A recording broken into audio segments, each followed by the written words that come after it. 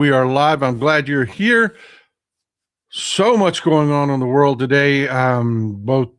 There's a lot happening both domestically and around the world. So let's just dig into it. But before we do, I want to apologize for this mess right here. My granddaughter called me out as I was asking for her Christmas list again. What's the point? I don't have a beard. I'm not in Santa's White Beard Club this year, apparently. Why give the list to me? Yeah, that happened. So I'm going it back as fast as I can. Please forgive. Next few shows is going to be some scrubby, stubby, just we're going to have to deal with it. Let's dig into this.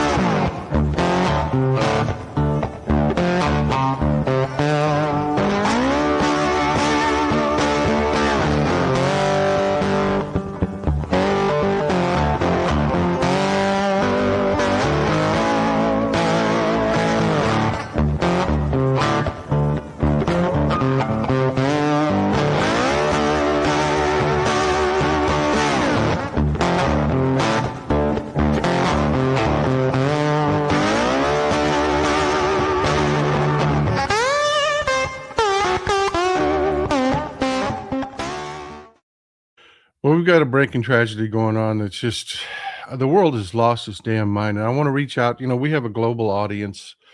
Um, we have viewers that reach out from Australia that are part of our community. I get emails from the um, to our Australian community right now. Our heart is breaking for you.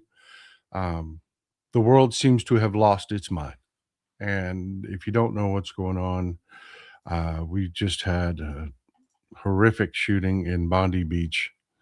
Um, and it appears to be anti-Semitic, and it's raced and based in just killing Jewish people. Um,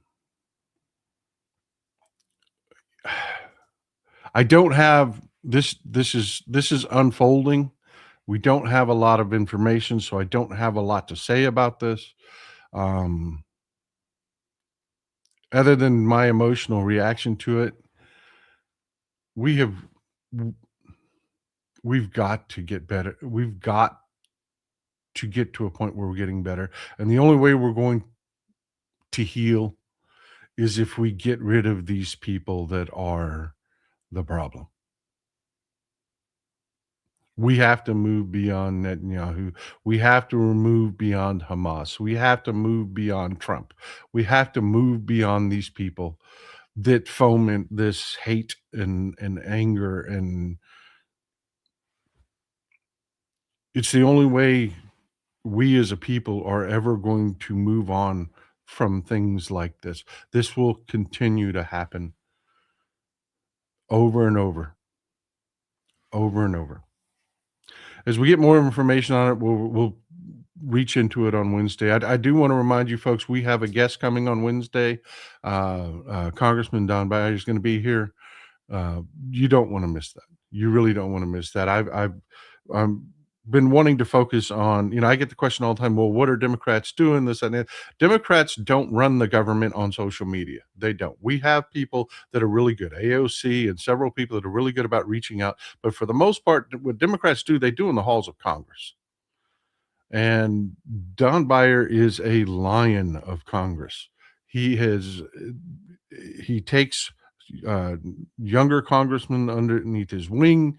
He, imparts into them his wisdom, his skills on getting things done. He is one of the most intelligent men you will ever want to meet anywhere. He is one of the most intelligent men in this country. No shit. And I tell the story over and over and over again, because I like to highlight the difference between Democrats and Republicans. Republicans met with big tech and said, "How can I serve you?" give me the bills that you've written because you've dumped a ton of money into AI. So just tell me how I can do your bidding. Don Beyer said, this AI thing, I should probably know something about it if I'm going to write legislation about it. So he went back to George Mason University, got an advanced degree in artificial intelligence. That's the way he rolls. I mean, we are not the same. We are not the same. Democrats are out there working their asses off, folks. They really are. But let's move on. We've got things to talk about, a lot to talk about. So let's get into it. This just happened here at Brown University in Rhode Island. Again, we don't have information on the motivation. We do know that a gunman walked into the Barris Holly building, where you've got your physics classes and stuff are held. It's one of the science buildings on Brown University, and opened fire. 2 people died at the scene. 8 others were injured. 1 is still in critical but stable condition. The other 7 are in stable condition, and we found out that there was another person injured. They were hit with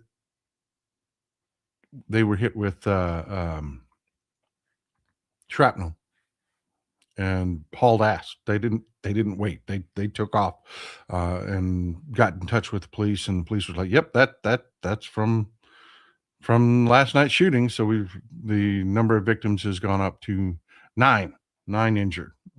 So this is what we know. This is what we know. The Barris Holly building has been the focus of anti-Semitic attacks in the past. We don't have a motive. I don't want to pretend to know a motive. But yeah, things like this have happened in the past. Somebody carved a swastika into the wall in the hallway in the Barris Holly building in the past. This is the kind of thing. Brown is not a hub of crime and violence, folks. It's not. It's a pretty damn nice place to be. But yeah, there have been things that have been going on. This is the Barris Holly building.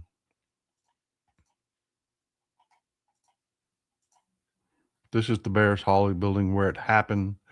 Let's go to the map and talk about what we know. So you just have an idea where we're talking about.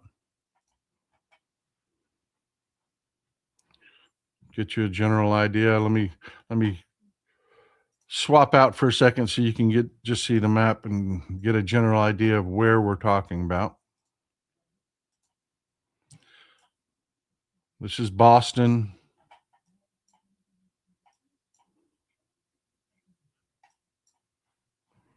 This is Providence, Rhode Island. And Brown University is just off the river here.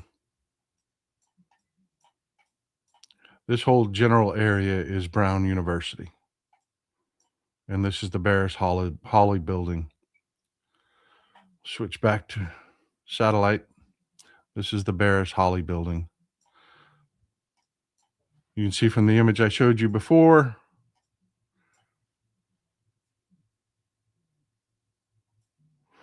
the gunman opened fire. And after he did, he left the exit over here onto Hope Street and took off. We don't know anything about him. They've got a person of interest in custody.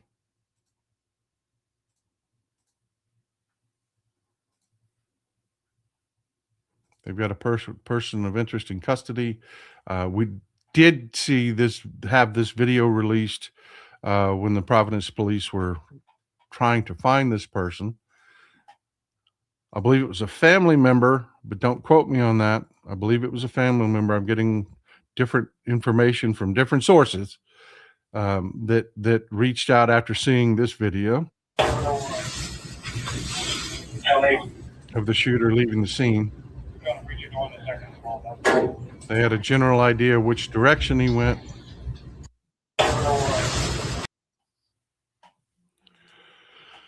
But folks, Leadership matters, especially in times of crisis. Agent Cajun John, thank you for being here. I hope they post a website where I can make a financial contribution. I'm sure there will be the families will be posting information. They may not need financial support. This is Brown University. This is one of our Ivy League colleges, folks. This we don't know anything about the victims yet or anything along those lines yet.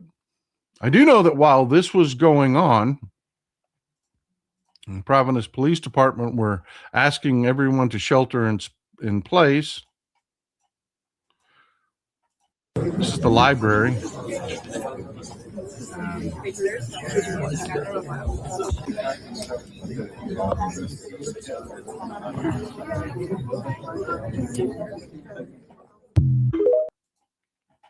I do know while that was going on and Providence was asking everybody to please shelter in place because they don't have the shoot. They still don't know. They have a person of interest that they're pretty sure was involved. They know that much. They, at the time that video was made, no, they had no one in custody. But apparently Kash Patel was giving some of his primo, failure leadership at the FBI and was briefing the White House, and dumbass Donnie released this post. I've been briefed on the shooting that took place at Brown University in Rhode Island. The FBI is on the scene. The suspect is in custody. God bless the victims and the families of the victim.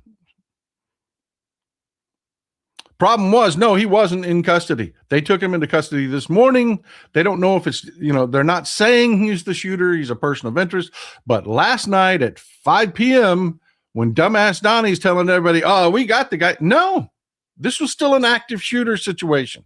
No one had been taken into custody. Providence PD was trying to get everybody to stay in their rooms.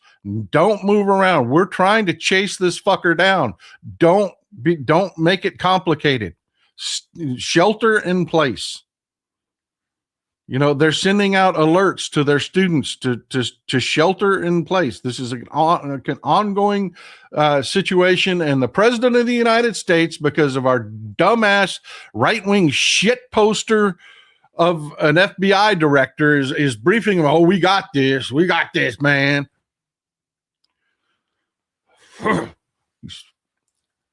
He goes on social media to his millions of followers and tells them, it's cool. We got it. We're done. An hour later, he comes out with this and says, Brown University police reversed their previous statement. The suspect is not in custody. You're a fucking liar.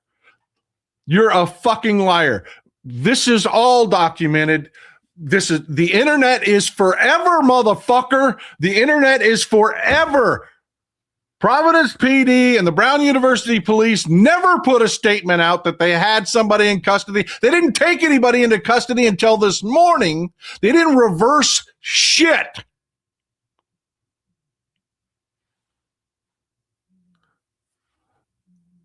Leadership is important, folks. It is important.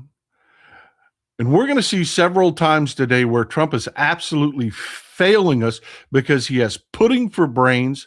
He's got, he's literally weak and dying right in front of us. And you're going to see several instances, not just this kind of stupidity, but several instances where he is putting us in danger. Kay Allen, affordability is the issue in the midterm. Stick with it. Amen. K-Walk 230, good morning from North Central Texas. Glad you're here. We're going to talk about Texas here in a little bit, or at least somebody from Texas. But yeah, this is going on.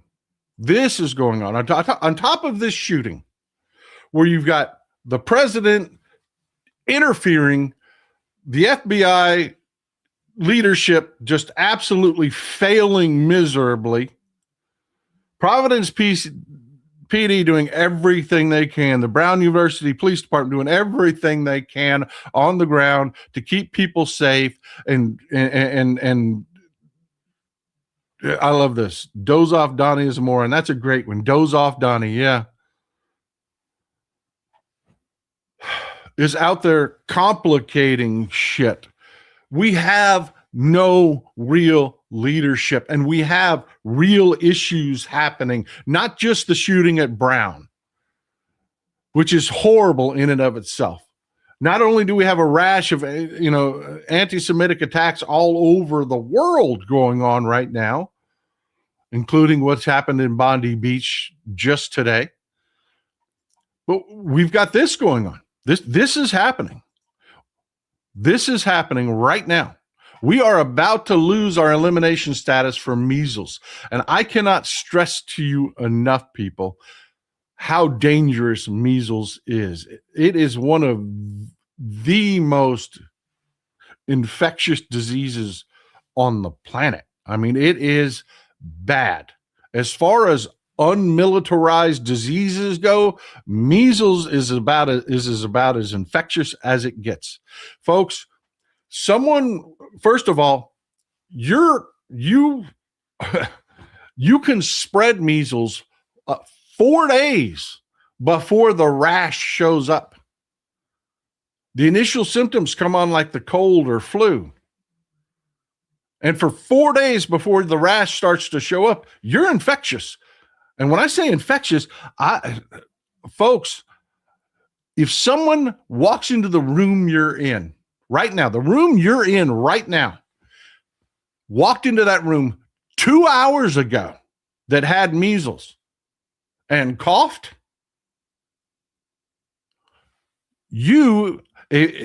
especially if you're unvaccinated, you can catch measles for up to 2 hours in a room that someone is no longer in. That whole 6 feet thing, that doesn't work with measles. It's not like COVID, folks. And it is on the march. It is on the march. And we have the worst leadership you could imagine for this situation in place. We do. New West Bill, thank you for supporting the show, brother. I really appreciate you. Always here, always supporting the show. I'm truly grateful. I am truly grateful.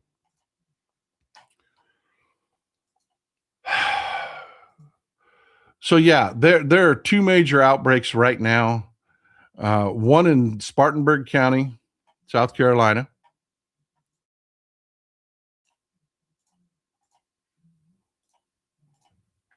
I want you to have an idea where this is. This is this red area right here. This red area right here is Spartanburg County. Students from 9 different schools are being quarantined. They've quarantined 250 people in Spartanburg. Quarantined, not have identified, quarantined 250 people, mostly children from 9 different schools in this region. And I want you to get a look at where Spartanburg is. It is just down the road from Charlotte and just up the road from Atlanta. Folks, if this moves to either one of those population centers, that's it. Game on. We are in an epidemic. We are in an epidemic. This is the other outbreak. This is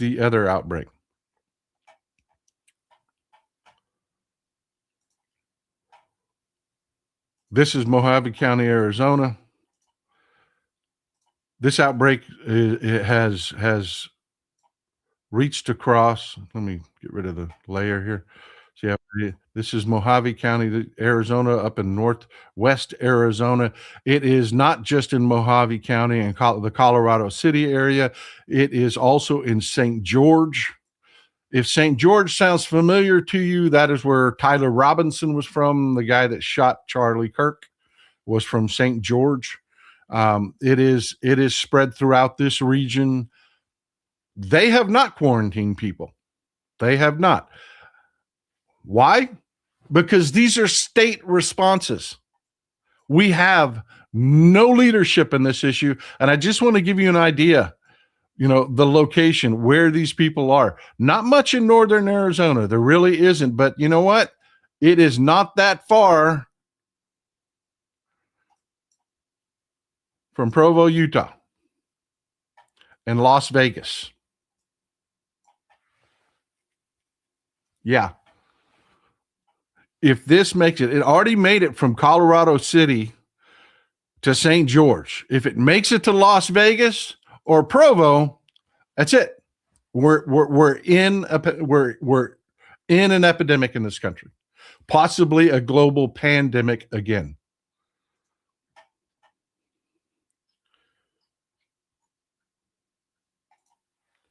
Ollie, 1976 says, my father-in-law lost hearing in one ear from measles when a child. Vaccines work. Yes, they do. This is what, folks, if you are vaccinated, you can still get measles. It is super infectious, but it severely hinders how infectious you become. It is incredibly important to be vaccinated. Do you want to know how infectious measles is? You put 10 people in contact with someone that has had measles, they walk into a room 2 hours, in 2 hours or less after someone with measles has been in it, 10 unvaccinated people, 9 of them will come up with a positive infection. I can't stress to you enough, this is no joke. And there are way too many of us that are not vaccinated. And folks, you are not protected from these people that are not vaccinated. You can be, I'm vaccinated. I can get measles, folks. It just makes me less of a spreader. Vaccines work. It reduces how badly my infection is. How bad my infection is. Forgive me, I'm tongue-tied. I'm a little upset about this. Mr. Will, 73. Hey, Paul, in my opinion, having these unqualified, stupid fools leading our departments puts our troops, allies, and us around the world at insane risks of violence. It does, and we're going to talk about a tragedy that has just unfolded in Syria.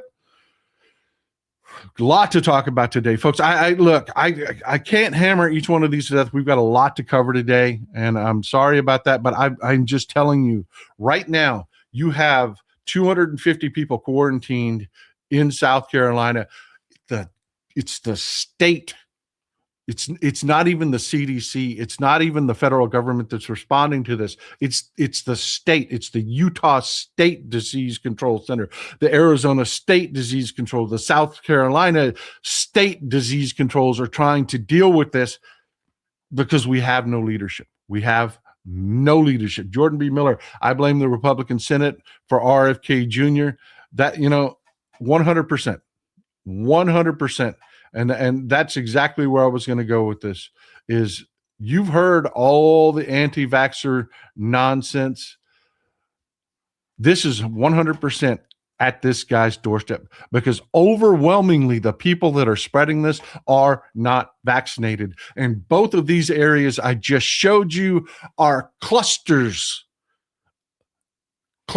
of people that are not vaccinated. Why? Because of this idiot and his grift and people like him who are selling people on not getting vaccinated. Both of these areas that I just showed you on that map are cluster areas for people that are rural, stupid Republican Trump voters, and you can't order me to get no vaccine areas. And it's their children that are getting this and spreading it. Vincent Day, I'm in Northeast Arizona. I'm 77, never had measles, and I hope it doesn't come this far east. Me too, brother. Me too. I hope we dodge a bullet on this one. But if we do, it won't be because we've got great leadership. It will be pure luck. Pure luck.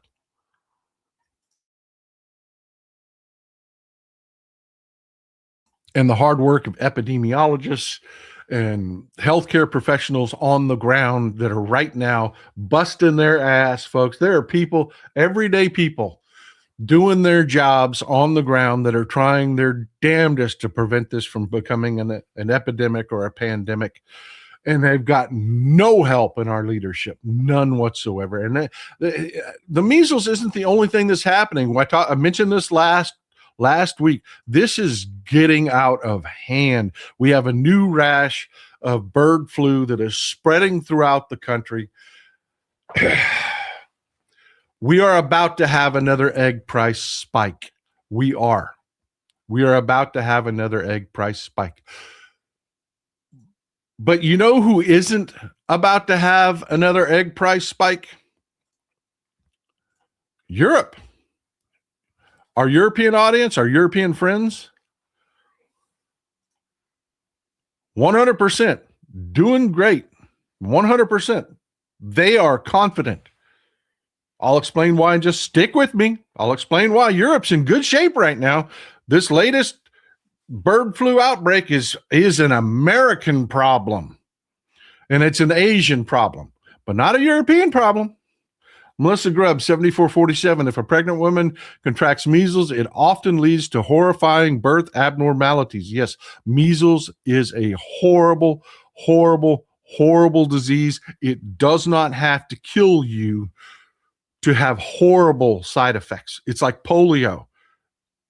The fact that people aren't dying wholesale from measles is not the story, because what it does, it will scar you for life. And I don't mean skin scars. I mean, you will lose hearing. It will have effects on your brain. It will have effects. I'm just telling you, this is awful, and we need to stay ahead of it.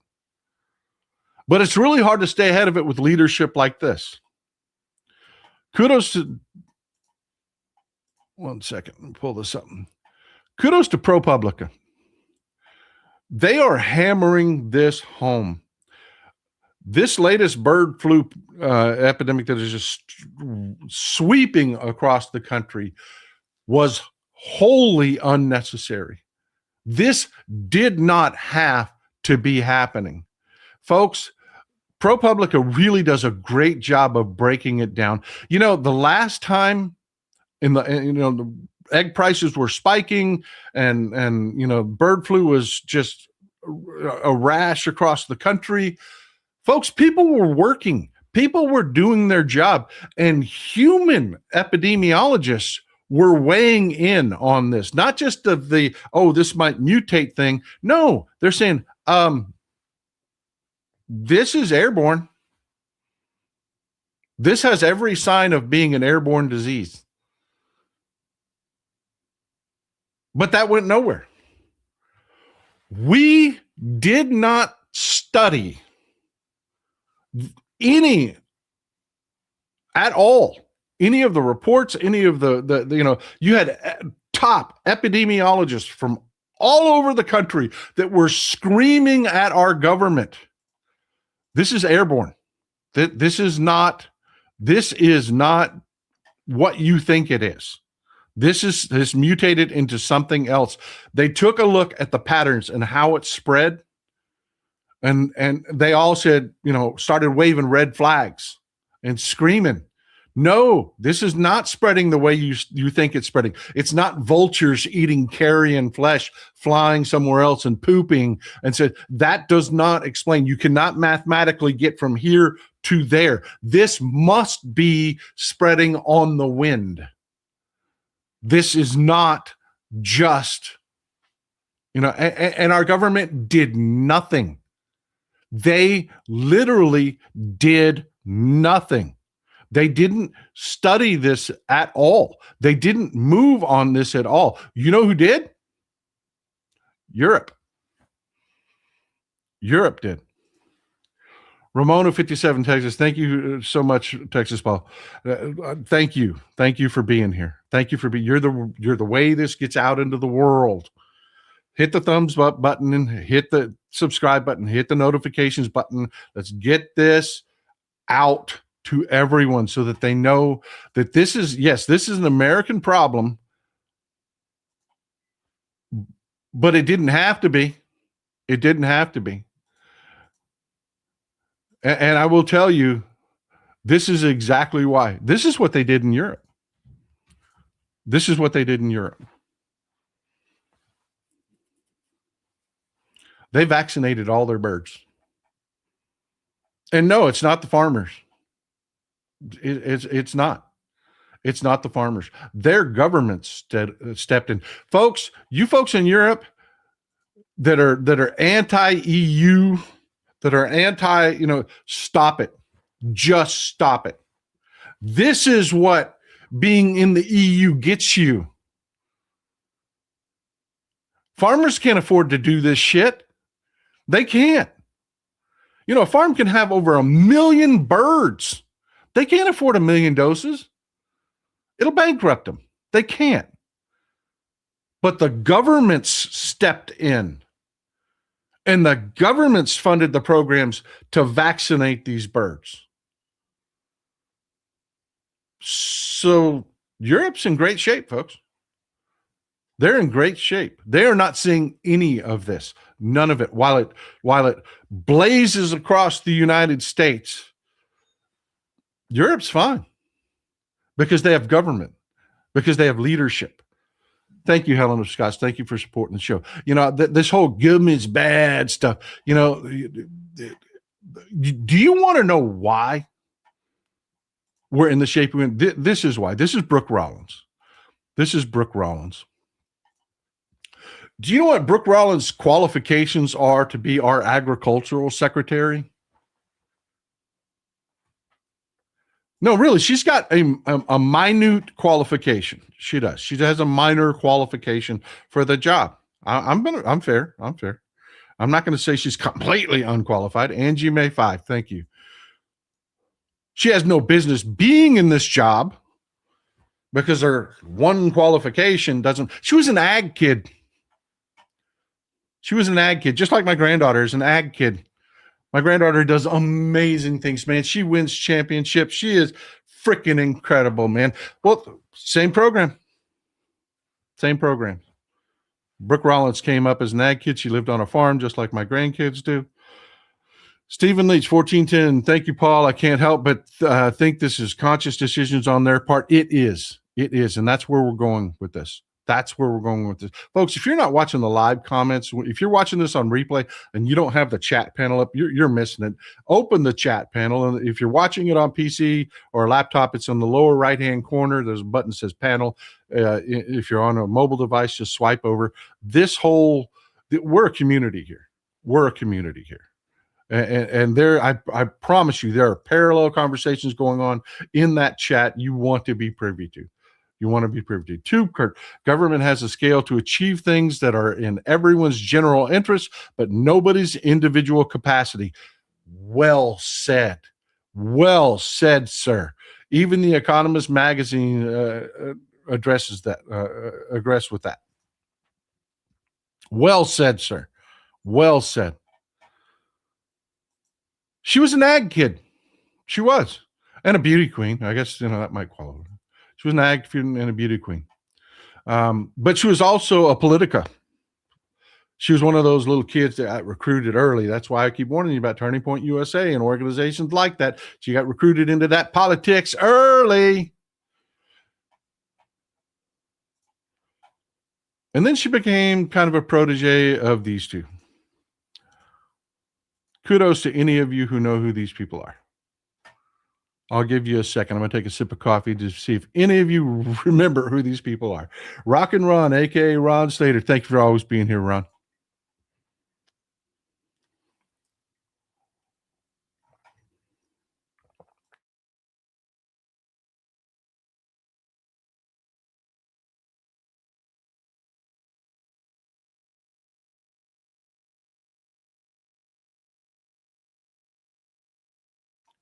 I want to thank you for the pumpkin spice. I appreciate it. This is one of my pleasures. I can't thank you enough. You folks have kept me so supplied. I'm super grateful. I am incredibly grateful.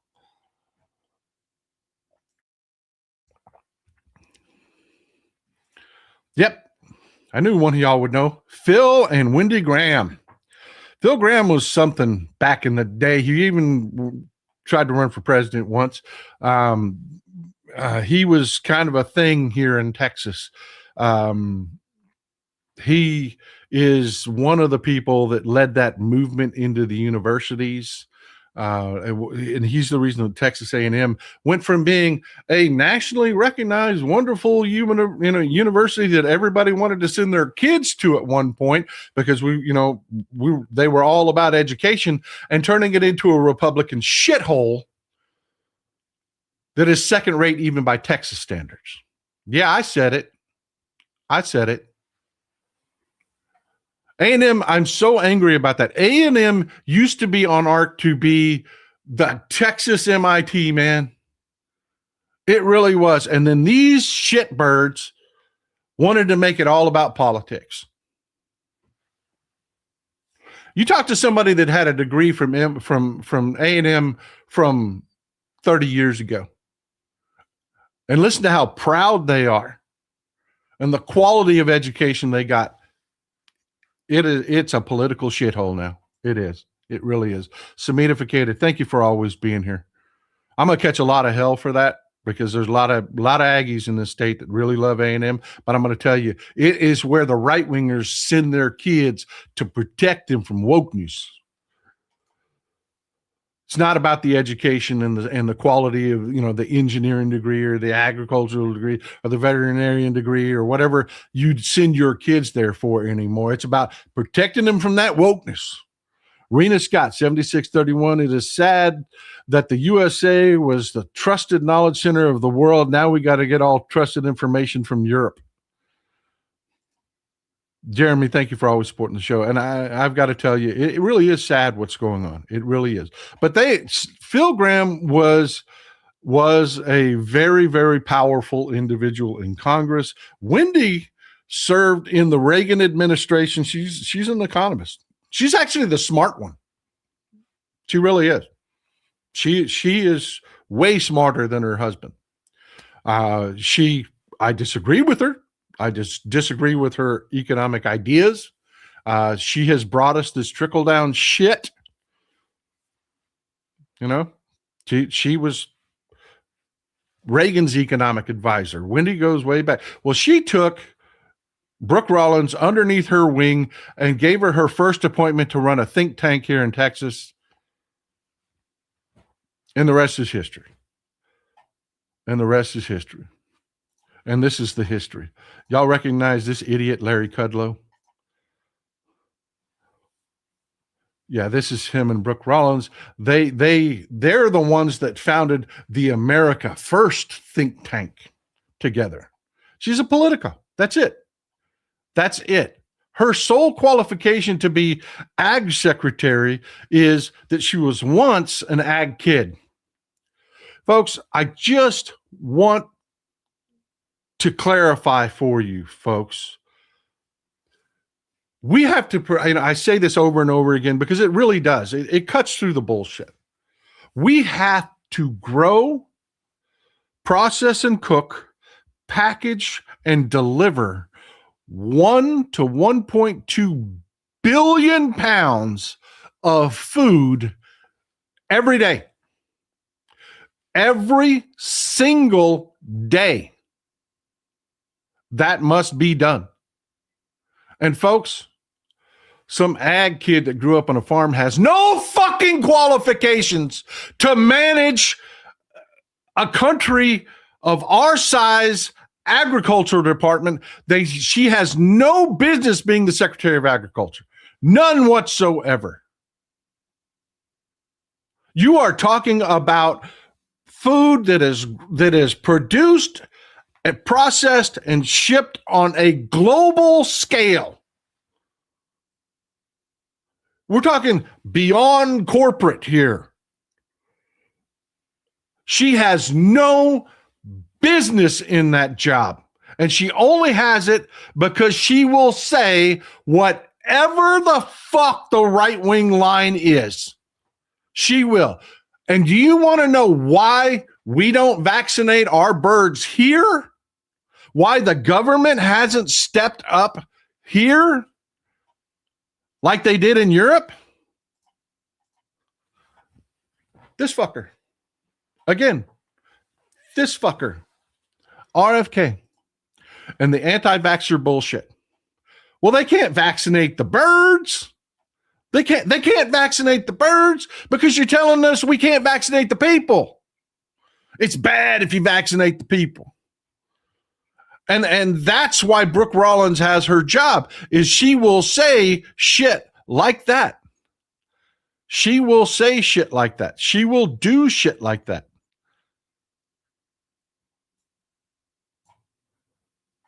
She'll lick the taint and talk the party line and walk around and dye her hair and hang out with turkey neck. Jason Kennedy said we should not vaccinate our birds, but instead we should let the bird flu run its course through our flocks from now on. Yeah, he really did say that, folks. He really did. And epidemiologists around the world screamed, no, not no, but hell no. One poultry farm can have well in excess of 1 million birds. Do you know your calculator cannot handle it. It will error out. If you try to multiply out how many times of the bird flu has, how many opportunities it has to mutate. If you take all of the birds, multiply it out by the amount of viral material one sick bird produces, and then you try to extrapolate that out with dumbass RFK Jr.'s idea of let her rip. Every epidemiologist on the planet says this math is horrific. This guarantees a mutation into humans. Guarantees it. Just mathematically. The number of viruses is in the millions, multiplied out by the million, for each freaking bird. It is guaranteed to mutate. 100% guaranteed, just by the sheer freaking numbers. Do you know how many times COVID has mutated?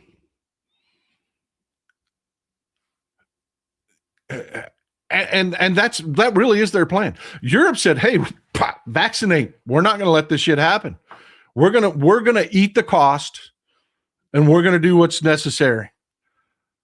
America couldn't do that because we say vaccinations are bad, man. That's anti-freedom, and if we're vaccinating the animals and telling you that, it's bad for humans, well, we can't have that because, we got to keep our stupids in line. And on top of that, every epidemiologist is screaming, this is airborne. This is airborne. This is not going poop to poop. This is airborne. And our government isn't even studied. They have no one, folks, studying the spread of this disease. No one. All they're doing is reacting. So much for leadership, huh? So much for leadership. And talk about a lack of leadership. You remember we just take an abrupt turn here to foreign policy. We just seized a tanker, right? On the old legal justification of trust me, bro. Well, you know what? We weren't the first people to use that justification. We weren't. There's a reason that is bad. There's a reason that is bad. We're not the first people to use that justification. No, Iran's been using that justification for years. They just did this in response to us taking that tanker full of oil that was headed to Iran. They just did this. They just seized a tanker full of diesel.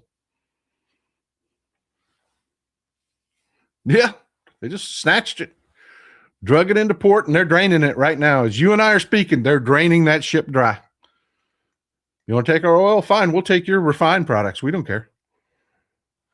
Do you know what the legal justification they used to take this tanker. Take a sip of coffee, give you a chance to guess what their legal justification was.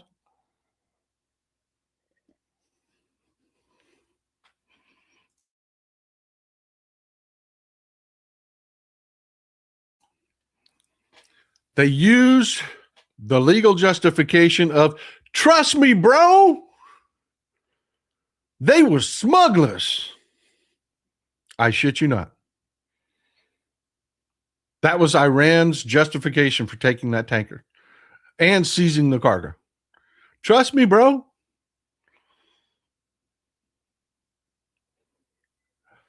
We have lost our moral high ground. And that's the stupidity of this leadership, of having somebody like Pete Hegseth and Donald Trump. They thought it was a great idea. Well, they're seizing tankers, and that pisses us off. So we'll see how they like it. We'll do it. So we seized a tanker on the legal justification of, trust me, bro, I'm going to tell you some illegal shit without proving it, just like Iran. Well, now what? We have lost all moral authority. All of it, gone.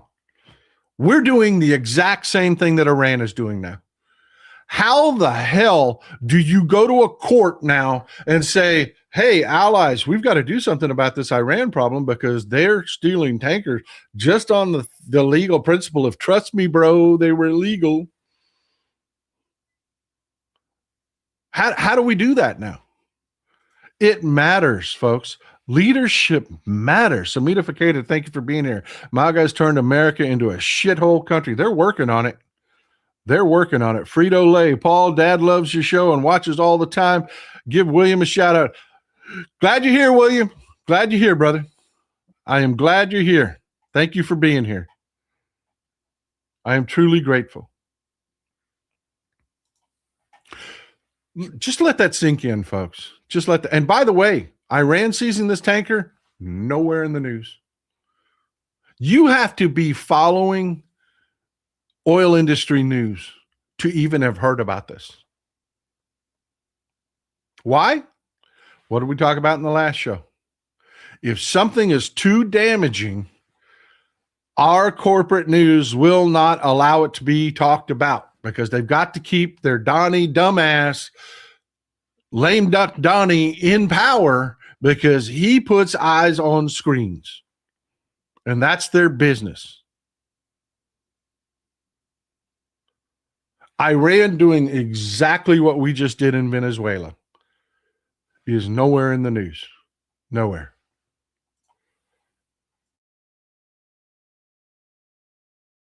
Not the corporate news anyways. But I wish I could say that was the only thing happening in foreign policy. We've got a lot going on in foreign policy that is really, really dangerous and really, really escalating.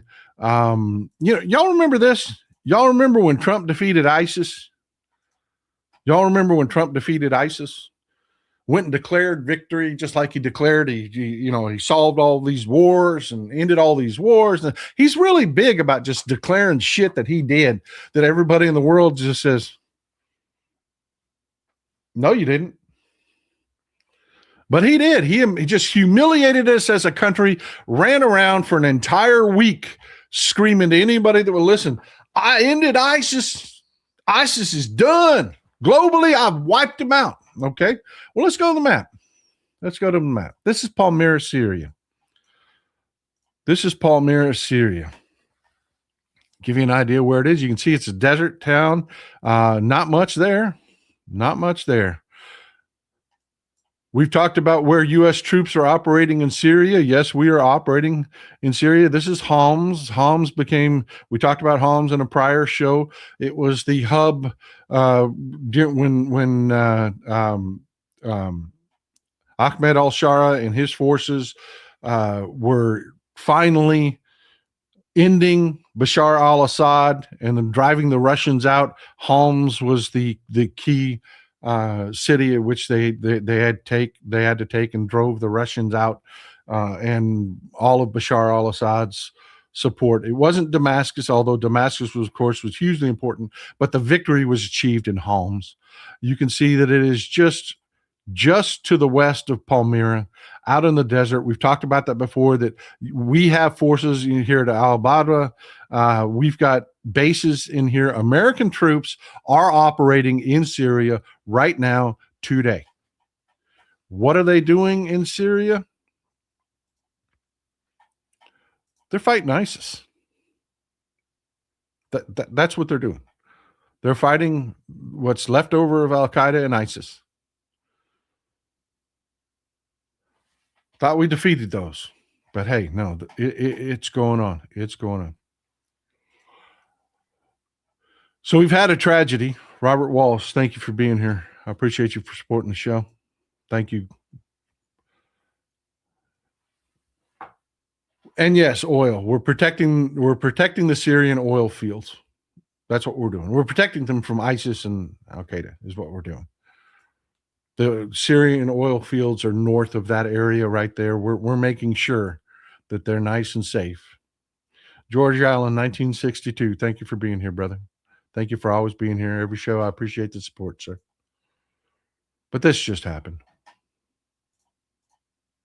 3 Americans just died in Palmyra. 3 additional soldiers are also wounded. 2 soldiers died and 1 American translator. And when I say translator, I don't mean like a local that we hired. I mean, this was an American that took a job to go out there and be embedded with troops so that he could translate, was also killed. In an ambush. They were having a leadership meeting in Palmyra. They were meeting with the local leaders, doing the deals that they do, that making the sausage that nobody wants to see, the bribes that we pass out, the things that we do to keep these people on our side.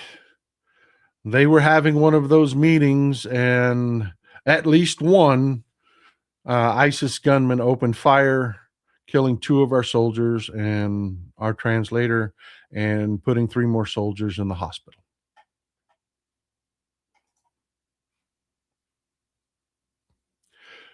Folks, this is a big deal. It's not just a tragedy where we say, oh, I'm so sorry our troops got hurt, and the William Brown MDA, not sure how much longer I'll have money to support the show, but we got to keep the signal transmitted. I'm truly grateful, but like I always tell people, never hurt yourself to support this show. Never do that, brother. I'm so grateful for you, but that saying, put your own mask on first, is the truth. If you're not strong and healthy and 100% in good shape, brother, how can you take care of the rest of us? You know what I'm saying? Take care of yourself first, brother. Always, always. I'm super grateful to you, man. I really am. I'm super grateful to you. But this is a big deal, what's happening in Syria. Ahmed al-Shara is pissed. He is pissed this happened. He is furious. He has been tamping down. He's been fighting ISIS. He has been doing this dance in Syria where he's, carrot and stick. He's bringing all these groups together because this man has a vision for Syria where Syria is the country of old, where Syria is the hub of economic activity. Syria at one point, if you're a fan of history like I am, that Syria has a tremendous history, that Damascus has been a city that has been a hub for trade and learning and forever. I mean, for almost our entire history.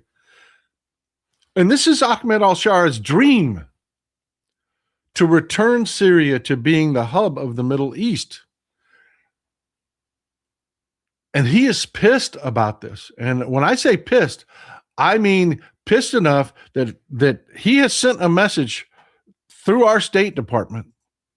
And of course, talk about leadership matters.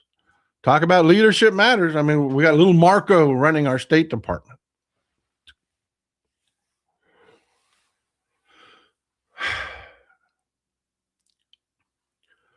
The message from Ahmed al-Shara to us and our State Department has been this: put your fucking dog on a leash, because I'm going to deal with this. We are not having this. I'm not waiting for you to deal with it, because I cannot have the Americans going to war in Syria. I can't have that. I cannot hold my coalition together if you deal with this. I will deal with this. But when I deal with this, we can't have the same shit that just happened in southern Syria when I'm dealing with the situation and all of a sudden this asshole is bombing my troops.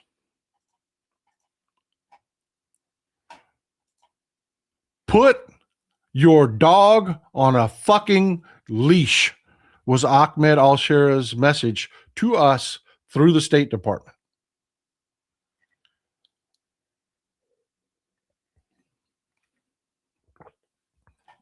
Bingo. Thank you, brother. Thank you. I appreciate you. And it is a come to Jesus moment, folks. It really is. It really is. Because right now, we cannot go to war in Syria. We can't. We will destroy that coalition and we will breed terrorism throughout the region, which is what Netanyahu wants. So we've got a choice going forward. Trump, who's been humiliated in this situation, can either just take it, shut up, and pull the leash on Netanyahu and make sure he doesn't do anything stupid while the Syrian army rolls through Palmyra, or we can go to war in Syria. Watch the space. We're going to watch it closely to see where it goes. But that is a very, very, very, very tense situation.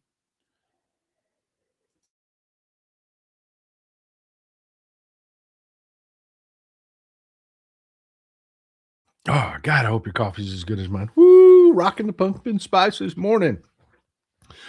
But yeah, that is not the only thing that we've got going on.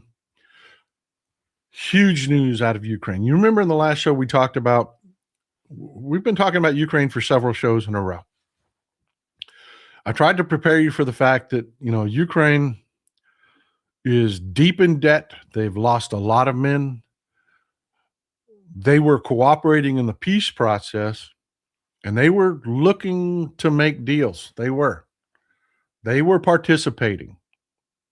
And I was trying to prepare you that there's talk of giving up territory out of the Ukrainians. That went south. The European oligarchs said, screw that noise. Trump's making side deals with Russia. Screw that. And then they threatened us. They said, if you do a side deal with Russia, we will dump all of our American bonds. We will destroy the value of your currency. We will fuck you if you do this. They did. Little Marco had to deliver that message to dumbass lame duck Donnie. Now, I want you to think about the complete lack of leadership we have on foreign policy right now. Martha Stiegel, thank you for being here. I want you to keep that in mind as we talk about this. We have no foreign policy guru anywhere.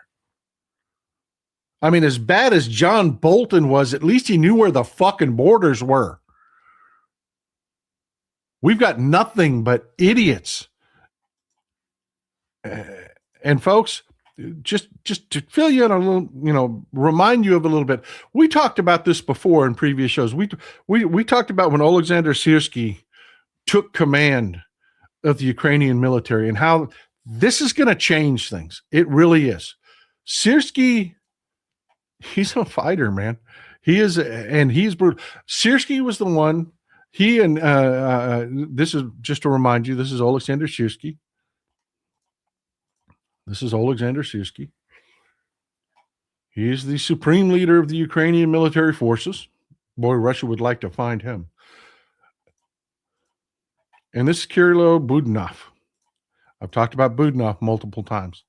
And I've told you, these two, this is going to be a brutal, smart, and deadly fight. And I told you, if Ukraine is forced into a peace, it's not going to be a peace. It is not. They're going to be partisans that continue on. And there's an organization that has sprung up. Hats off to Budanov. It's a partisan organization made up primarily of Russians and Ukraine, with some Ukrainian. You're going to start hearing a lot about it. It's called the Black Spark. It's Chernaya Irska, the Black Spark. They just coordinated with Ukrainian special forces, and they have been wreaking havoc.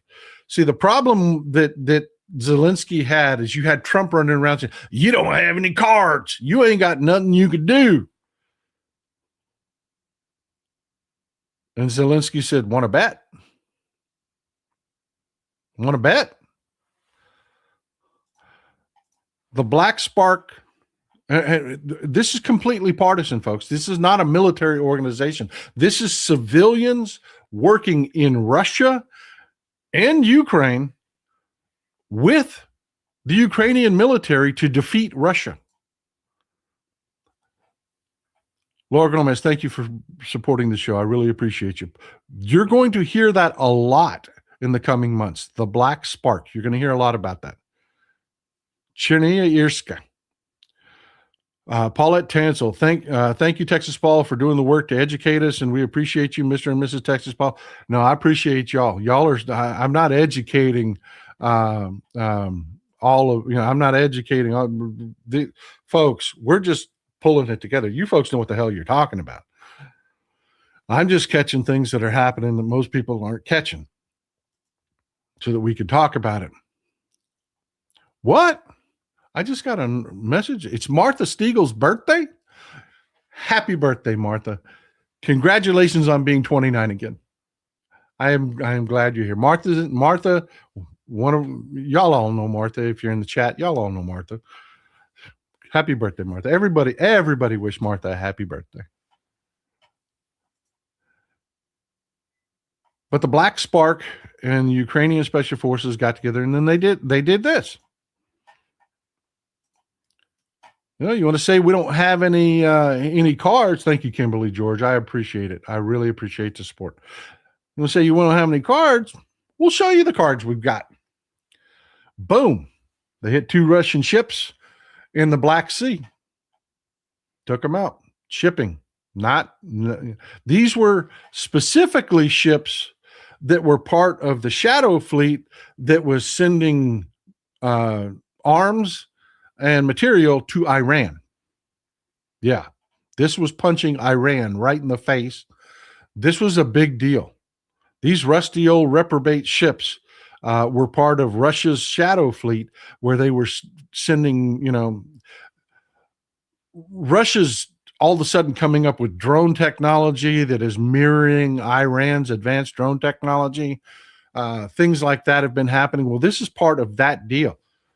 Budanov, his special and Syrskiy's special forces, combined with Budanov and his recruits in the Black Spark, absolutely went to work. Not only did they hit those two, they did this. This has shocked the world. I mean, the entire world has gone on pause. They had no idea. I had no idea they had these logistical capabilities. Stephen Leach, happy birthday, Martha. Thank you, Stephen. I appreciate that. No one knew they could do this, folks. No one knew they could do this. They just hit not once. Everybody freaked out when they hit it the first time a couple days ago, 2 days ago. They just did it again this morning. They hit another Lukoil production platform in the Caspian Sea, not the Black Sea, the Caspian Sea. Folks, Russia's largest, their main green. Y'all may remember from World War II. Let's go to the map. This is something I rage about all the time because if you're a student of history, you'll understand. You will understand this immediately. Okay, this is Baku. This is Baku. There was, during World War II, you see this line of mountains. It makes it difficult to get to. Makes it, but this is critically important. And during the 80s and the 90s, there were more hats like this in Baku than you could imagine, because the Caspian Sea is hugely oil rich. And the Filanovsky Fields is up here. All of this area up here is the Filanovsky Fields. And this is the sole territory of Lukoil. I'm going to stick with me. The Russians, the Germans had rolled through Ukraine. They were well into Russian territory. They had a massive force rolling south to capture Baku and the Caspian oil fields. Had they done that, our modern history would be very, very different. Let me expand this so you can see what I'm talking about. You had German forces that had rolled through, and they were headed to Baku. They were this coast, and controlling it was their goal, their primary goal. They had to protect their flank from Russian forces, so they had a small force that rolled north to Volgograd. And to show people how smart our audience is, Volgograd used to have a very different name. Kudos to the first person that pops up what Volgograd's name was during World War II. But thank you for supporting the show.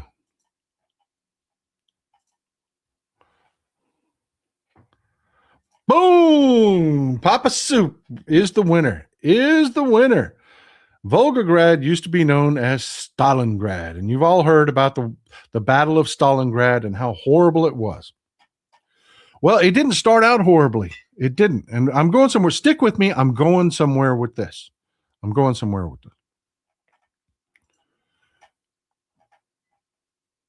The Germans initially had success in protecting their flank and moving up towards Volgograd, or then Stalingrad. Well, Hitler considered himself to be a military genius, even though he was, a corporal in the army? And he ordered, I believe it was Group B, moved north from their objective of taking Baku and the Caspian oil fields to capture Stalingrad, because he just wanted to stick his thumb in Hitler's eye. It wasn't necessary. There were enough forces having enough success to protect the flank of that German force moving to the Caspian Sea. Had Hitler not interfered, had he listened to his generals who protested that, the Germans would have likely taken the Caspian oil fields from Russia. They would have immediately starved them of oil. We couldn't have provided enough oil to keep Russia in the fight. Russia would have had to sue for peace, and all of our history would have been very, very different. But thank God, Hitler thought he was a genius and decided to attack Volgograd, or Stalingrad at the time. He got into a pissing contest with Stalin. Stalin had proven earlier in their assault on Moscow that he was willing to, he didn't care about his men. It didn't matter. You were not going to take Moscow. You are not going to take Stalingrad. I don't care how many men. He shot his own men. He did. He shot his own men in the back. If they would not keep pressing forward, their officers would open fire on machine guns on their own Russian troops. Hitler just fell into the trap that was Stalingrad, which ended up ending Germany. It did. This is the point in history where you can say, okay, Germany's done. Not only are they going to lose in Russia, but they've broken themselves. They ended up after the horrific siege of Stalingrad, retreating backwards. They got surrounded later on in Kursk and absolutely wiped out. But this decision right here to deflect from their mission to take the Caspian oil fields in the south, to take off one of the army groups that were heading south, just to get into a pissing contest with Stalin when they already had their flank protected. This was a vanity trap. It ended Germany in World War II. That's why this is so, I just want you to understand the importance of this region and why what just happened, what the Ukrainians did. They attacked, see this island right here? They attacked a Lukoil platform that was out here in the Filanovsky field, a Lukoil platform. They've attacked two of them now. Now, I want you to think about this logistically. This is the Caspian Sea. This is not the Black Sea. This is the Black Sea. And folks, here, let me take the layers off here. This is Ukraine. It was that coordination with the partisans of the Black Spark. They were able to move drones and men and special forces all the way here to attack oil platforms in the Caspian Sea. That's a big freaking deal. The entire world went, what? What? And dumbass Donnie's been sitting on television saying, Ukraine's got to make a deal. They don't hold any cards. They don't hold. Russia's much bigger. Russia just got punched in the fucking face and could do nothing about it. Remember, Russia's been screaming about how, oh my God, our air defenses are such that they're impenetrable. And the Ukrainians and Budanov and Syrsky said, I got this. I've got this. Mr. Will, hey, Paul, here with you always. Hope you can see my comments. I think I'm having problems with the new version of YouTube. New version stinks. I can see you, brother. I can see you. I can see you. You're here, my guy. But yeah, I mean, folks, I just want you to understand, just from a few weeks ago when Ukraine was like, man, we may have to make a deal, Syrsky and Budanov said, boss, hold on. Give us a minute. Give us a minute. I mean, this had just happened, right? When, Zelenskyy and his representatives were in those peace talks, and they started to actually talk about land for peace. This had just happened. Putin went on national television and says, we've taken Kupyansk. We've taken Kupyansk. It's ours. We have surrounded divisions of Ukrainian soldiers. We own it. I invite foreign press, come to Kupyansk and show our great victory. Shouldn't have shut the map down. Hold on. Let me show you where Kupyansk is.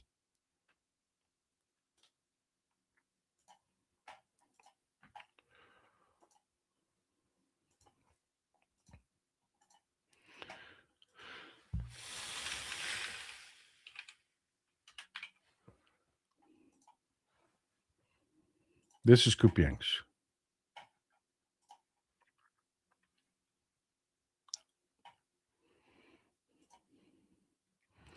Give me an idea where it's at. Let me get rid of the layers so it's easier to see. This is Kupyansk in eastern Ukraine. This has been some of the heaviest fighting. It's east of Kharkiv. You see the crossroads here. It is hugely important for the future of Kharkiv. It is a critical crossroads. Valery Gerasimov, insured. Y'all get the idea where we're talking about now? You get the idea where we're talking about? That happened. Putin went on national television, told everybody he had it. It's mine. I now control this critical crossroads. I'm going to roll through Ukraine now. I've got this. Valery Gerasimov went all over Russian television. All the Russian mill bloggers were like, ooh, man, this is it. This is so many troops that they captured. Gerasimov has told Putin that he's captured several divisions of Ukrainians and has this critical crossroads under control. So much so, Putin believed it, went on television, and humiliated himself. Valery Gerasimov is the head of the Russian armed forces. Mandolia, Ukraine attacks Russia's energy infrastructure continually. Same ones over and over. Russia can't repair them fast enough. Amen. I just want to give you an idea of what this means. And you've got to give Zelenskyy this. He understands narratives and how important they are. He understands. This is one of the headlines from what Zelenskyy did. So to prove that Gerasimov had lied, and we have video now of a Russian armored column, just being, I won't play it. They are literally just decimating Russian soldiers. The drones have wipe out an entire Russian column that are trying desperately to capture the city, and Ukrainian drones just one right after the other blow up armor. They blow up APCs. They blow up. Hell, they had people riding on four-wheelers that drones were blowing up, and you had Russian soldiers just scattering and running, and again, drones just coming in and detonating and just decimating Russian soldiers everywhere. You can Google this and find that video. I can't play this. They will literally take it down. But yeah, Zelenskyy understands the narrative. He gets it 100%. What a headline, right? I mean, what a headline. Zelenskyy went to Kupyansk 2 days after Putin said, send your national press, come take a look. And did live videos from Kupyansk. These are the kind of headlines. Balls of steel moment.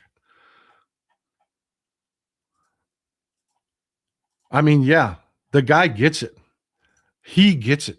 He understands how you move people, how you get support and support to stand behind you. He gets it. He understands. All while Trump's trying to tell the entire world, Ukraine has to fold, man. Ukraine has to fold. They're done. They're done. They've got no cards.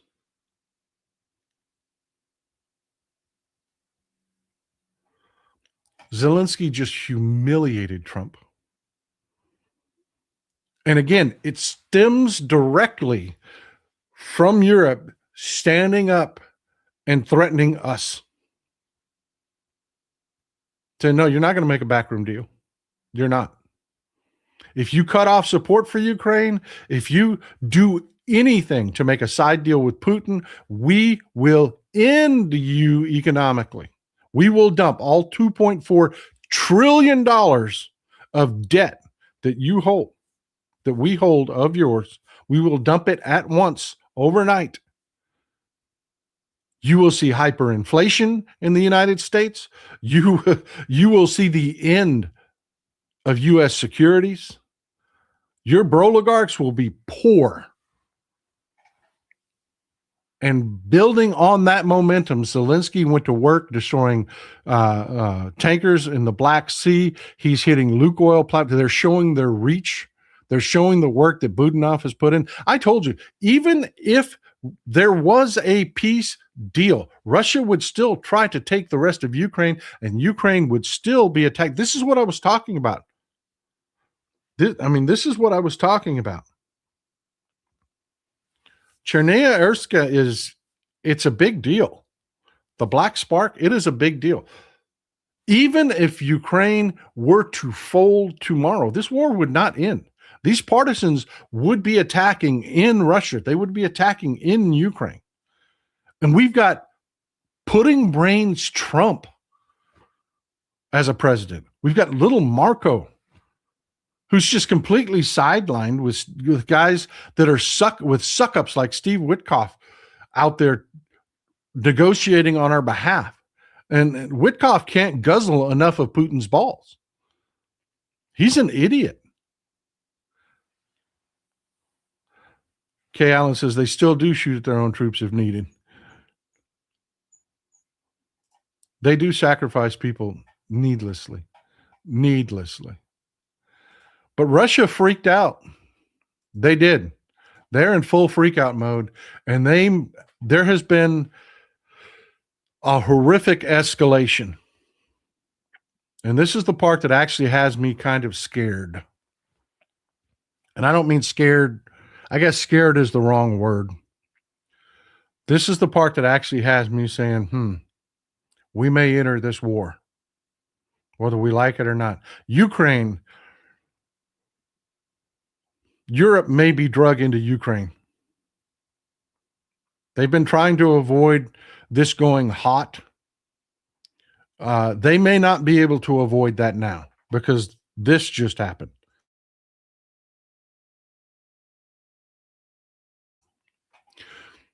You know, we talked about last year the degradation of the relationship with Turkey and Russia.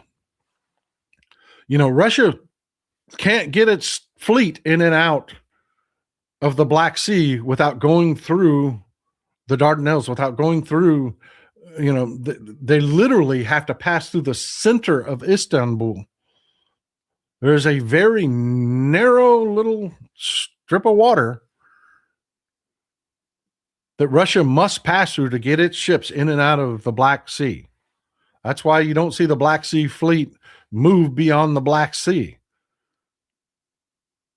So they always worked very, very hard to maintain a great relationship with Turkey, and it absolutely fell apart in spectacular fashion because Turkey traded more with Ukraine than they did with Moscow. And Putin basically told Ukraine, go fuck yourself. Who do you think you are?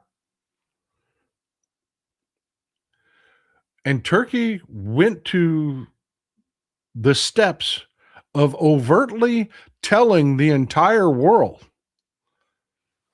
the Western Black Sea is a sea lane between us and Ukraine. And our Navy will now patrol that sea lane. And if Russia attacks us or any of our shipping, we're at war. We will trade with Ukraine despite what Russia said. And then they did it. They did it. Thomas Keene, 5723, two Ukraine things. Paul Warburg is a great YouTube source, and it's amazing here in Pittsburgh with newspapers owned by the right-wing blocks will print only stories that Russia is winning. Yeah. This was one of the stupidest things I've ever seen Vladimir Putin did. Hang in there. Daryl Kirsten, 5633. Thank you for being here, brother. Thank you for supporting the show. I'm truly grateful.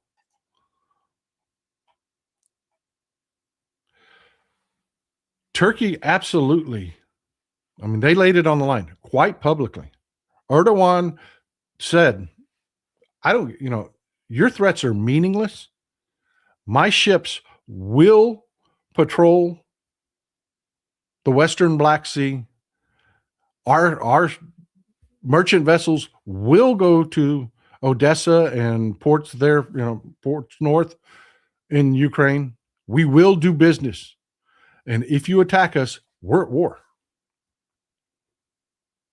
If your minds get in our way, we're at war.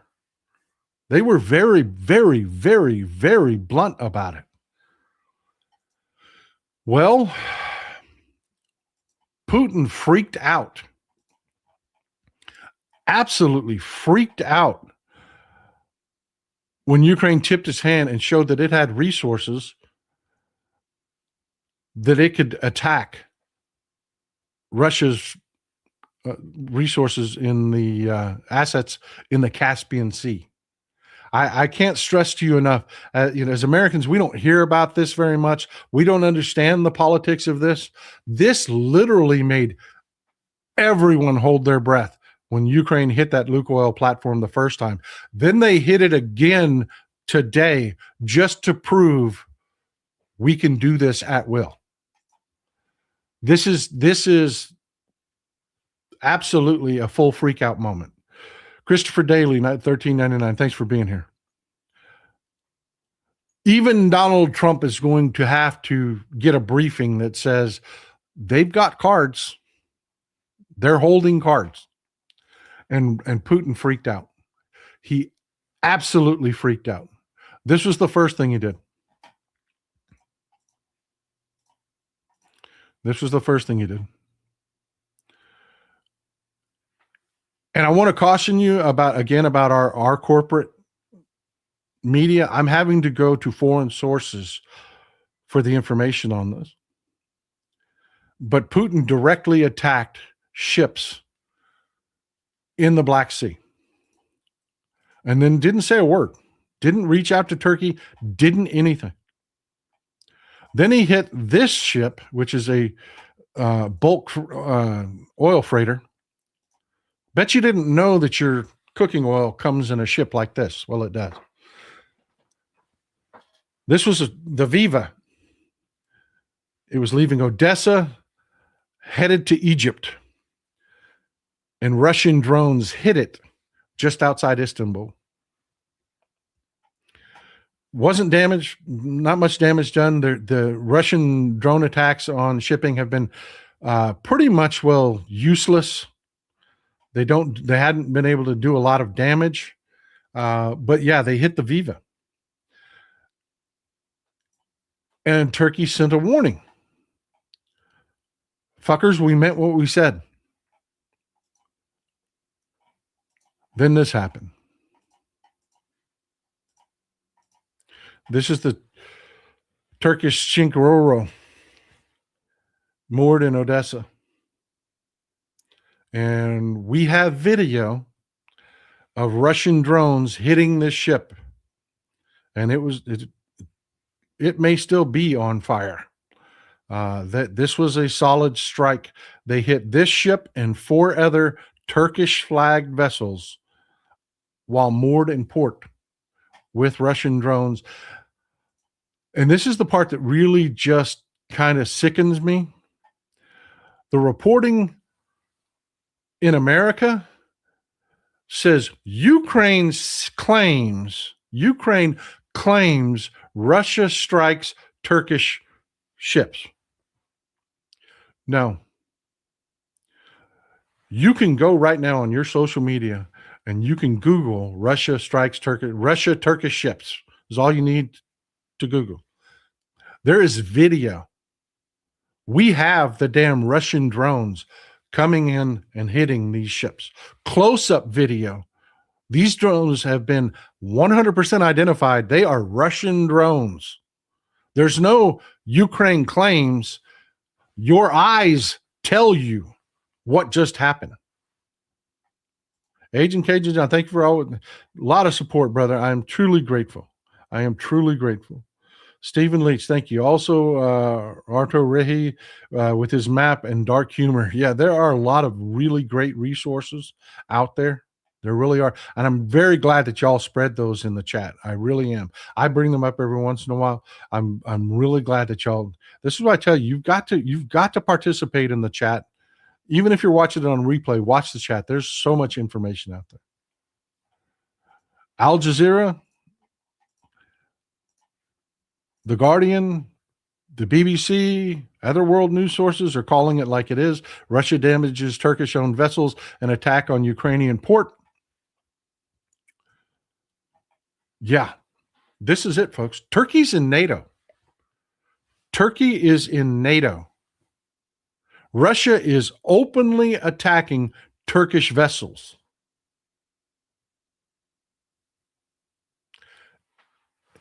And Trump is such a weakling. He is so weak. He said nothing. Nothing.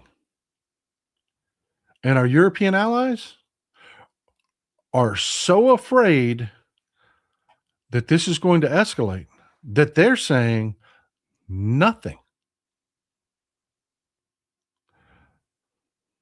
Greg Edmond, thank you. 9939. Excellent point, sir. Do you know what that kind of weakness is going to do? Putin will absolutely expand these attacks. It's just the way bullies react. If they do something like this and they get away with it, they do worse. This is spiraling into a war, a regional war.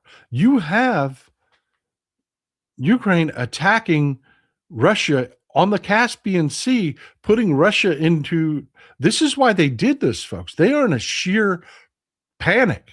The only thing holding Russia's economy up right now is the oil they're pumping out of the Caspian Sea that they are selling. You know, let me pull the map up again.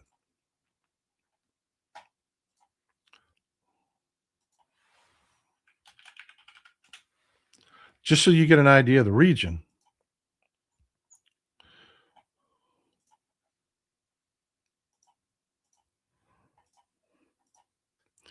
The only use that China has for Russia is their oil.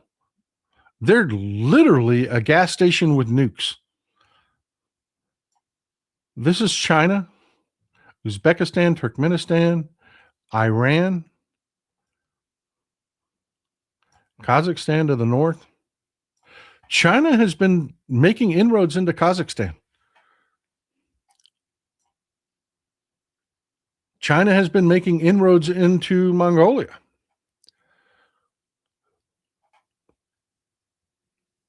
If Russia can't produce oil out of the Caspian fields and deliver it to their allies in India and China, they're done. I mean, that's it. That's literally the last leg that the Russian economy is standing on. And Zelenskyy just kicked it. Mr. Pilks, so it's obvious to anyone that Trump is in bed with Putin.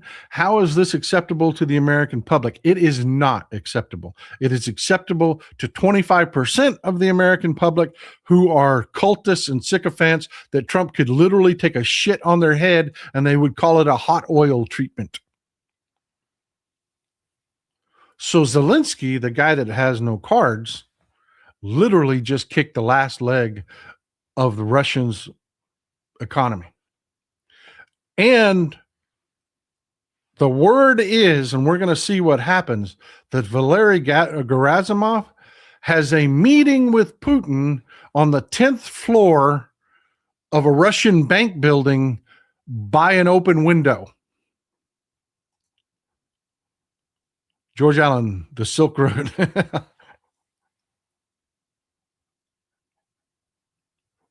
Yeah. Gerasimov, we may find out if he can fly in the next few days.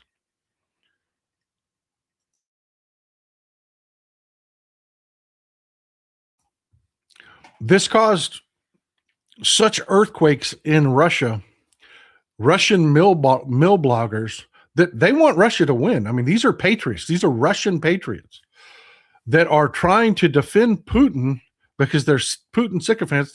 Putin has a cult in Russia like Trump has a cult here.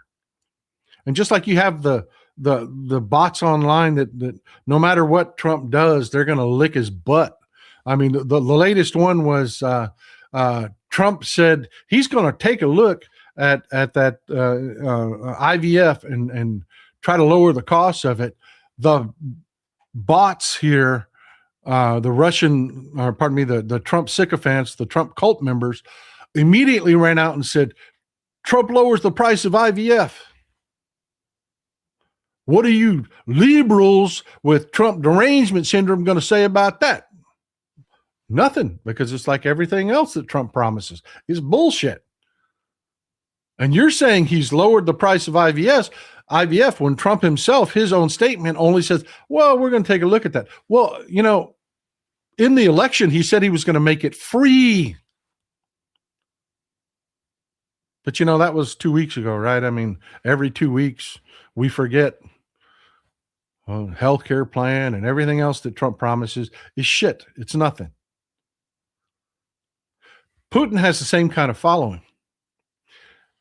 And these mill bloggers are basically so emotionally screwed up right now with Zelenskyy just humiliating Putin that this couldn't be Putin's fault.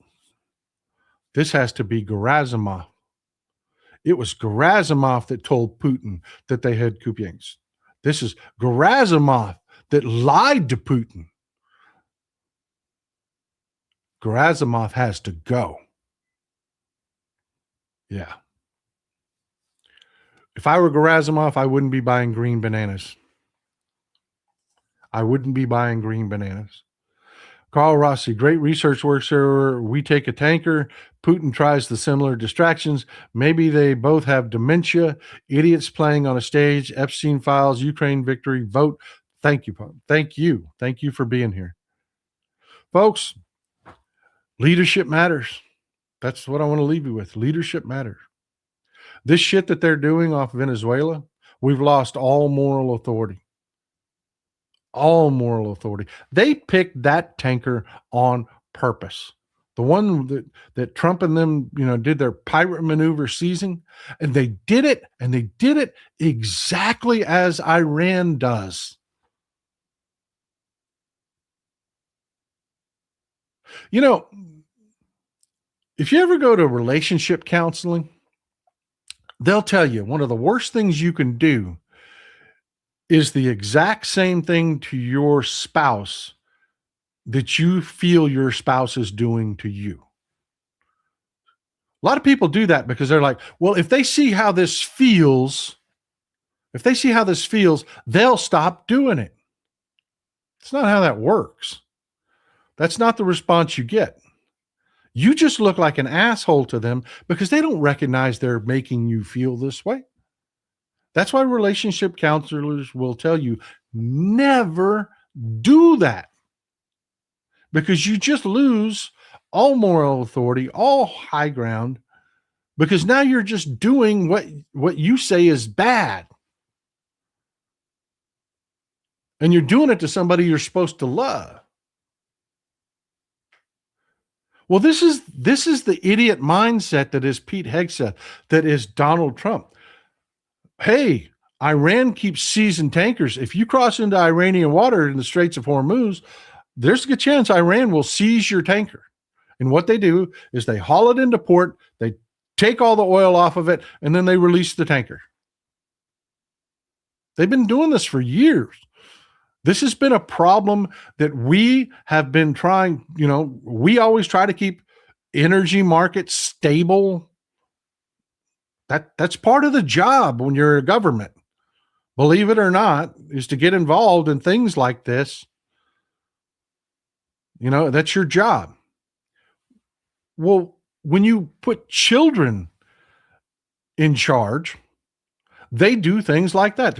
Well, Iran does it. Let's do it to Iran so they'll see how they like it. And we became a pirate nation, no better than Iran. And we did the same thing that Iran does. Every time Iran seizes one of these oil tankers, they tell the same lie, the same one they told when they seized the one yesterday. Oh, that crew tried to run. Oh, that crew, they were smuggling. They were smuggling. And when we took that ship, they were destroying their own tracking hardware on the ship so that nobody could see where they were going. They were hiding the crime. Literally the same story Iran tells every time. And it is identical to the one that we just told about this tanker in Venezuela.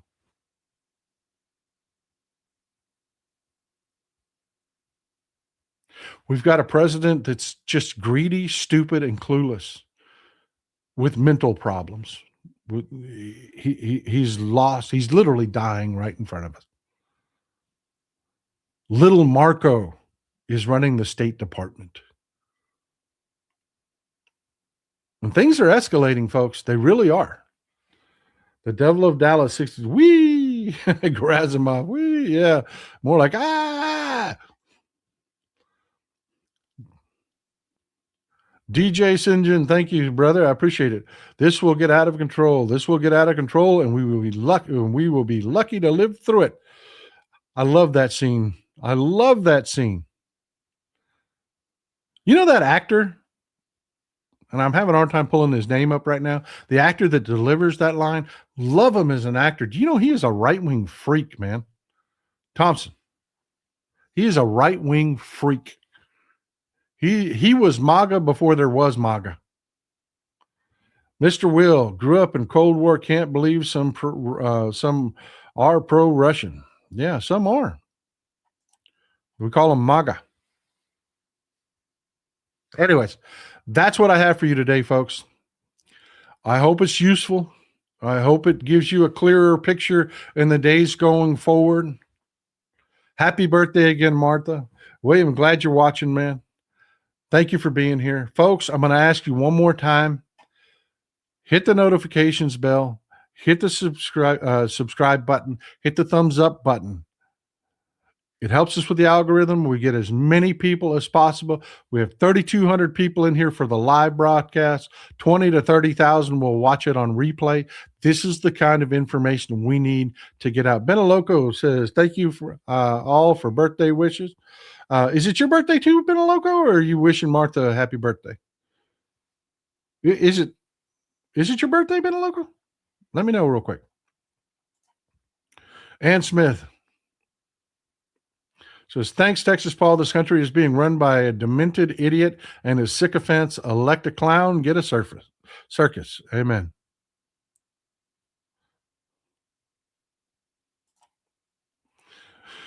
Wayne Gwynn, happy birthday, Benaloco.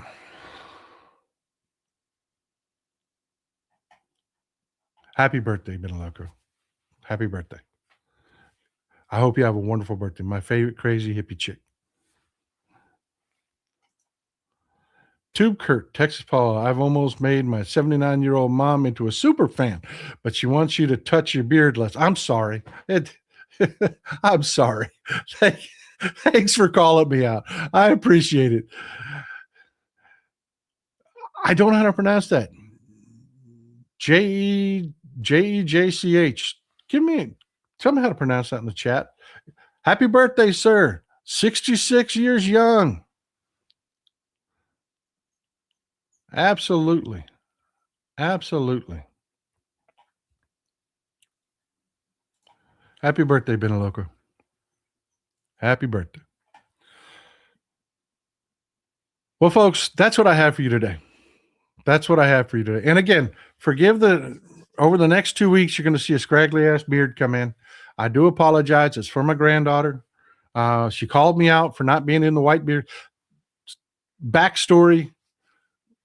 I always told her as a child that I was a member of Santa's White Beard Club, that we have annual meetings. Santa can't do it all by himself, so a bunch of old guys like us get together. We grow the beard every year, and we help Santa deliver the presents. That's why she has to tell me what she wants for Christmas so that I can pass it on to Santa. She busted me out this year. I didn't grow the beard this year. She did. She was like, I'm like, I need your Christmas list. She's like, why? What do you mean? Why? She's like her grandmother. She is. She's hard, man. She really is. So why? So I can give it to Santa. You ain't got no beard this year. You ain't in the club. Damn, man. Really? Really? Oh my God. So I guess I got to try to get it on real quick. Don't miss our show Wednesday. Congressman Byer's going to be here. We're going to have a great conversation. We're not going to have much of his time, but we're going to get as many questions in as possible. Super great guest to have so that you can see what's going on with Democrats in Congress. On that note, please enjoy some Texas cities at night.